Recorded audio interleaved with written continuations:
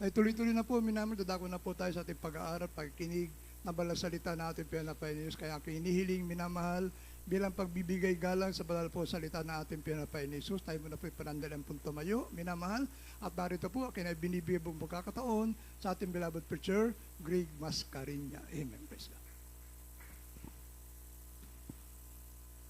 Praise the Lord, everybody shout, praise the Lord. Puri po ating dakilang Diyos. God bless you po sa ating beloved preacher, Brother Lando. Tayo po manamalay magkaisang manalangin sa ating malapay noon. Ating pong hingin ang gabay ng ating dakilang Diyos sa pag-aaral po natin kanyang banal salita.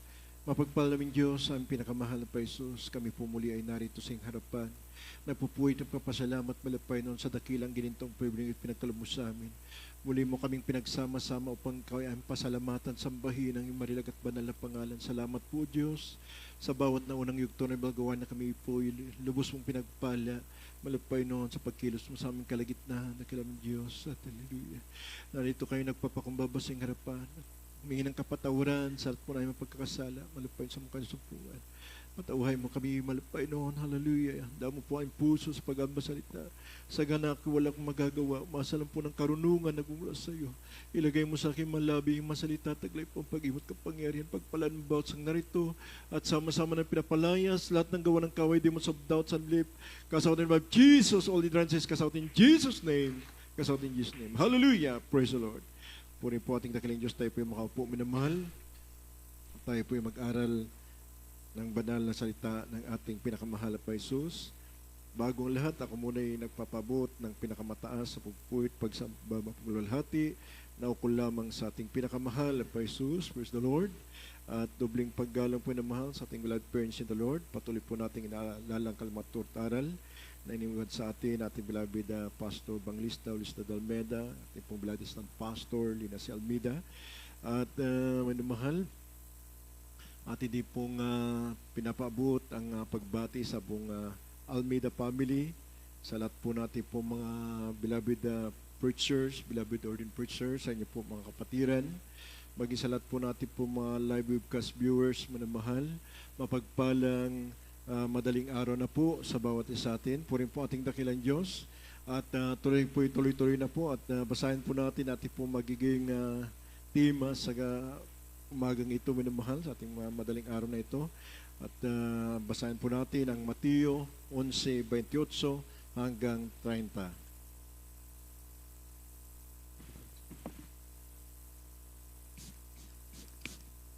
Dito po sa Mateo Kapitulo 11, tatang 28 hanggang 30. Magsiparito sa akin kayong lahat na nangapapagal at nangabibigat ang lubha, at kayo'y aking papagpapahingahin.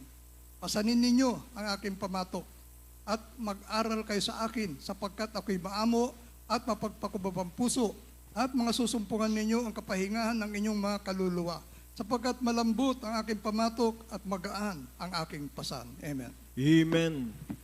Ipalakpak muna natin ating mga kamay sa ating malpaying Diyos at tayo magsabi ng praise the Lord. Praise the Lord. Puri ating dakilang Diyos. God bless you po sa ating beloved preacher, Brother Lando. Ang Diyos po magpala sa kanya pong mga banal na salita. Puri ating malapayan, marahil po ay lagi natin napapakinggan ang mga talatang ito sa ating pag-aaral sapagkat ito po banamal ay tunay nga manals God laging nire-remind sa atin ang mga salita ng Diyos sapagkat minsan dumarating sa atin ang mga titinding pagsubok sa buhay po natin pero minsan nakakalimot po tayo manamal kung ano po ang solusyon ng ating mga tinatahak na mga problema sa buhay natin. Pero ang sabi nga manamahal, kailangan natin, manals God, laging umasa sa ating dakilang Diyos. Amen? Narito kasi ang kapahinganan ng ating kaluluwa, minamahal God, sa mamagitan ng ating pong paglilingkod sa ating dakilang Diyos. Kaya nga ipamagat po natin, rest in the Lord. Amen? Yan po ating pamagat, minamahal, na sa Kanya po yung ating kapahingahan ng ating kaluluwa. Kaya nga tayo po yung kailangan mag-aral sa mga salita ng Diyos. Kapag sabi nga, minamahal, take my yoke upon you. Manals God, ano ba yung yoke? Yung, manals God, yung pamatok. Yan po yung pamatok sa kalabaw. Pero yan po, minamahal, yung Biblia, yung salita ng Diyos. And learn of me. Manals God, mag-aral tayo daw sa kanyang mga salita. Minamahal, for I am meek and lowly in heart, and you shall find and ye shall find rest unto your soul. Nandito po yung kapahingahan ng ating kaluluwa. Kaya kung ikaw may mga problema, mayroon ka mga dinadalang mabibigat sa buhay mo, karamdaman, Manos God, sinabi ng Diyos, Manos God, ikaw ay magpahinga sa Kanya. Manos God, lumapit ka, manampalataya ka sa Diyos, Manos, sapagkat nasa Kanya po ang kapahingahan ng ating kaluluwa. Mapalakpakan natin ang ating dakilang Diyos. Everybody say, praise the Lord. Kaya nga kung pagal na pagal ka na, sabi nga, magsiparito kayo sa akin, sabi ng ating dakilang Diyos, kayong lahat ng napapagal at nabibigat ang lubha, kayo aking pagpapahingahin. Amen? Kaya minsan, minamahal, kung saan po tayo tumatakbo, minamahal sa ating po mga ibang kapatiran na hindi po alam ang mga salita ng Diyos, minamahal, balisang-balisa, minamahal, kung saan tumatakbo, kung saan lumalapit, minamahal, kung saan nakakita yung mga magaling na dalubhasang doktor, minamahal, kung saan man lutas yung kanilang mga problema, minamahal, sa kanilang mga utang, minamahal, kung ano man mga bagay na yan na kanilang pong pinagkakabalahan, minamahal, hindi nila alam, minamahal, God, naroon lang ang solusyon sa ating dakilang Diyos. Amen? Everyone say, praise the Lord. Kaya kung may mga matitindi kang mga problema, minamahal, God, sinabi ng talatang ito, minamahal, lumapit ka sa akin, sabi ng mga Panginoon. Amen? Magsiparito kayo sa akin, kayong lahat na papagal at nabibigat ang lubat, kay aking pagpapahingahin. Salita ng Diyos ito, minamahal, praise God. Nasa Kanya ang kapahinga ng ating kaluluwa. Amen? Kaya sabi dito sa 29, pasanin ninyo ang aking pamatok at mag-aral kayo sa akin, sapagkat ako'y maamo at mapagkumbabang puso at masusupangan ninyo ang kapahinga ng inyong mga kaluluwa. Amen? Sapagkat malambot ang aking pamatok at magaan ang aking pasan. For my yoke is easy and my burden is light. Hindi po mabigat ang mga utos ng Diyos sa atin, manamahal. Amen? Kaya manamahal, lagi nga pinapaalala sa atin, lagi kang dumalo. Bakit manamahal? Nasa Kanya kasi, manamahal, ang lahat eh. Amen? Pag lagi kang dumadalo, manamahal, diyan po, manamahal, God, lagi po, manamahal, lutas ang mga problema mo sapagkat nasa Kanya lahat. Amen? Everyone say, praise the Lord. Minsan, manamahal, pag nakalimot ka, hindi ka dadalo. Manamahal, tignan mo po, manamahal, dadaganan ka ng matitinding problema. Walang magiging solusyon. Kaya nga, manamahal, ang kapahinga ng ating kaluluwa, manamahal, God, yung tayo po'y nasa gawain ng ating mahal na Jesus. Amen? Everyone say, praise the Lord. Lahat mo naman sabi ng banal na kasulatan dito po sa Kronika, minimal po siya. Tingnan niyo po, basahin po natin talatang ito. Kronika 20 verse 9. Dito po sa aklat ng ikalawang Kronika, kabanatang 20, ang talata po yung 9. Kung ang kasamaan ay dumating sa amin, ang tabak ng kahatulan o salot o kagutom, kami ay magsisitayo sa harap ng bahay na ito at sa harap mo, sapagat ang iyong pangalan ay nasa bahay na ito, at kami ay dadaing sa iyo sa aming pagdadalamhati, at kami ay iyong didinggin at ililigtas. Amen. Amen. Amen. Everyone shout, praise the Lord. Bigyan niyo po, pag may mga problema ka, normal, dumating sa iyo matitinding mga pagsubok sa buhay mo, sabi nga dito, nabasa natin, kung ang kasamaan ay dumating sa amin, ang tabak ng kahatulan o salot o kagutom, kasama na po yan mga karamdaman. Mga minsan, nagkakaroon tayo ng karamdaman, minamahal, sakit. Amen? Yan po, minamahal, dumating sa minsan sa buhay po natin. Pero sinabi nga dito, minamahal, hindi po tayo maghanap ng mga ibang mga dalubhasa na makapagpapagaling sa atin. Minamahal, ang gagawin lang natin, tatayo tayo daw sa harap ng bahay na ito. Amen?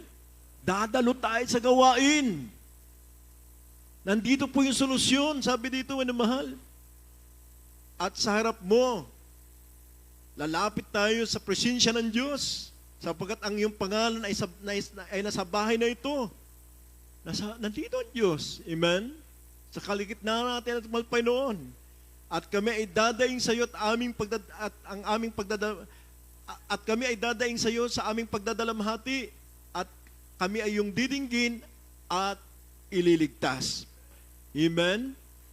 Nandito yung solusyon ng ating mga problema. Amen? Kaya nga minamahal, Nandito nga yung kapahinga ng ating kaluluwa. Minsan, minimal nakakalimutan natin ang Diyos. Amen? Abala tayo sa hanap buhay. Ganun po, minimal, abala tayo sa pag-aaral. Mas minamahal na natin yung trabaho kaysa minamahal sa paglilingkod sa Diyos. Hindi ka naman mapapasaya ng kayamanan mo. Amen? Hindi masama ang mayroon kang makakamit na biyaya, minimal. Ang masama, yung makalimot ka na sa paglilingkod sa Diyos. Amen? Kasi hindi naman po mabibili ang kapayapaan. Amen? Pag nandito tayo sa bayan ng Diyos, dito natin nasusumpungan ang kapayapaan ng ating kaluluwa. Amen? Dito nakapagpapahinga, minimal God, yung ating pong minsan talagang maraming mga dala-dala tayong problema, marami tayong mapagkukulang, unguarded moment, minimal pagkakamali sa Diyos. Pag nandito na tayo sa bayan ng Malapaynon, dito tayo nililinis sa magitan ng banal na dugo ng Diyos. Amen? Yung kanyang presensya. Mapalakpakan natin ang ating Malapaynon. Everybody say, praise the Lord. Anong sinabi ito? Didinggin tayo ng Diyos at ililigtas. Kaya nga kung hindi ka lalapit sa ating dakilang Diyos, manumal, kaya nga ang panawagan ng Malapaynon, come unto me all you labor. Kaya kung hindi ka lalapit sa bahay ng Diyos, hindi ka makikinig sa salita ng Diyos, paano mo masusumpungan ng kapahinga ng iyong kaluluwa?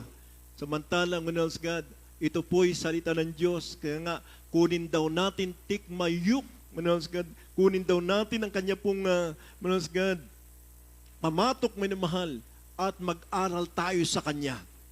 Yung Kanyang banal na salita, Manals God, ang banal na Biblia, nandito, Manals God, natin masusumpungan ang kapahingahan ng ating kaluluwa. Mapalakpakan natin ang ating dakilang Diyos. Everybody say, praise the Lord. Tingnan niyo po, minamahal, ang sabi nga ng Biblia, our help is the name of the Lord who made heaven and earth. Yan mo, ang katulong po natin, hindi po, Manals God, Diyos na hindi makapagligtas, minimal na katulad nung araw. Ngayon po, minimal nakilala na natin ang Diyos na tunay at buhay. Mahal, ang Diyos na buhay. Amen? Katulong po natin siya. Siya ang gumawa ng langit at lupa. Amen? Gaano pa kaya minimal yung maliit lang na problema natin, hindi kayang tugunin ng Diyos. Pero pag ikaw ay lumapit sa ating Malapaynon, tunay nga yung puso mo, isinuko mo sa Diyos, Manals God, tutugunin, ililigtas ka ng ating Malapaynon. Palakpakan natin ang ating Malapaynon. Everybody say, praise the Lord. Basahin nga natin, Psalms 124, verse 8. Dito po sa awit 124, talatang 8. Ang saklulo natin ay nasa pangalan ng Panginoon na siyang gumawa ng langit at lupa. Amen. Amen. Everybody say, praise the Lord. Yan niyo po, minamahal. Ang saklulo natin ay nasa pangalan ng Panginoon